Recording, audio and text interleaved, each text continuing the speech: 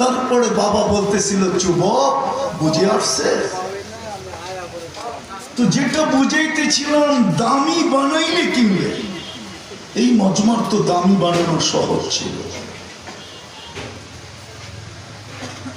এই মজমার তো দামি বানানো সহজ ছিল। শ্রম পেশার মানুষ সারাদিন পরে যদি ঘুমের যাওয়ার আগেও তওবা করত যে মালিক পেটের টানে সারাদিন আসতে পারি নাই, তোর ডাক কানে ঢুকছে বটে, শুনছি বটে, কিন্তু পেটের টানে আসতে পারি নাই, কর্মের কারণে আসতে পারি নাই, বিবি বাল বাচ্চার কারণে আসতে পারি নাই। এটাও তো তোর হুকুম ছিল, ওদের মুখে কিছু উঠায় দেওয়া আমার দায়িত্ব ছিল, আসতে পারি নাই। মালিক ঘুমাইতে চললাম, কাল সকালে উঠাইলে উঠবো, আর যদি তুই না উঠাস তাহলে আমি কোনোদিন উঠবো না। বিদায় মালিক, আমি হাত উঠায় ঘুমাইতেছি। এই মজমা যদি হাত উঠায় ঘুমাইত,